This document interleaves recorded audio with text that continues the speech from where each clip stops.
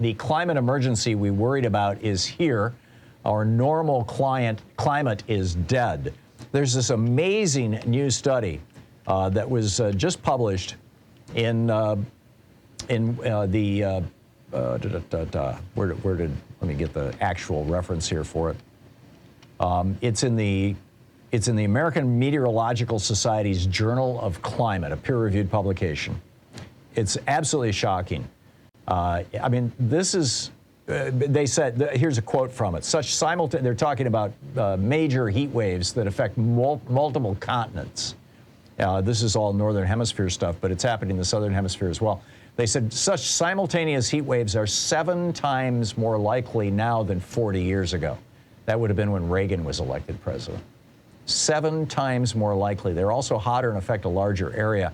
They go on to note that in the 1980s, the Northern Hemisphere averaged 73 heat waves during the summer months from May to September. By the 2010s, that number had grown to 152 heat waves per summer. And those heat waves are now 20% hotter. This is because the jet stream is collapsing. And this is why we're seeing weather patterns that instead of moving quickly through with a little bit of rain or a little bit of drought are becoming massive flooding events or massive drought events or heat wave events. Last summer here in Portland, it was 116 degrees. Today it was 63 degrees when I walked into work this morning. And it's, I mean, this is nuts. We have had maybe 3 days. It's the middle of July, and we've had maybe 3 or 4 days so far this year where it was above 70.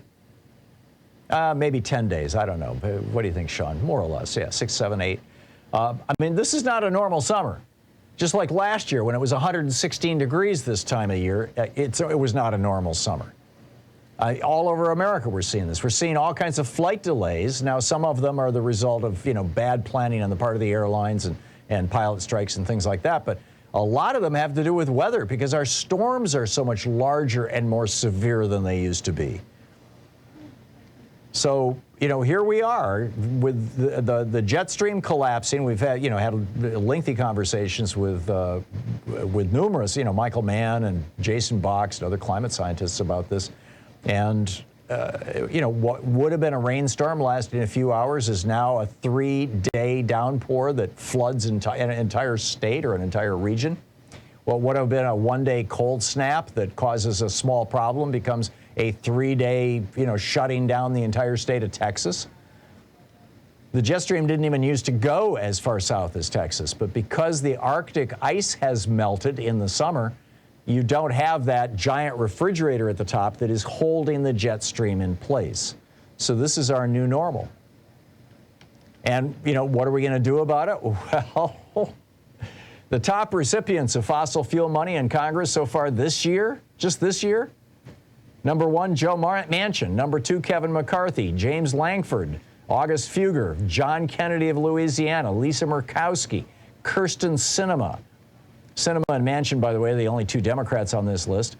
Lizzie Fletcher, Henry Cuellar, oops, he's a Democrat, sorry, the anti-abortion Democrat, in fact, down in Texas. Tim Scott, Steve Scalise, Tony Gonzalez, and Marco Rubio. And the highest, this is from opensecrets.org, the highest recipients of fossil fuel money throughout their political careers. Number 1 is Mitt Romney with over $8 million taken in from the fossil fuel industry.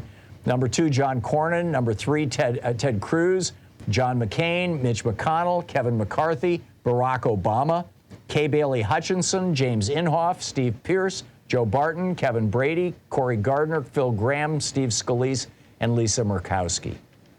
Americans are dying because these paid-off shills have either failed to act or actively blocked any meaningful change in our nation's climate policy. And I would say these people have blood on their hands, taking all this money from an industry that has been lying to us since the 60s, when they first figured out with absolute certainty, or a high degree of certainty, that this day was coming. That, just, within a generation or two, we were going to see disastrous climate change. We are there now. We are here now. And we have to do something about this. This is just so wrong.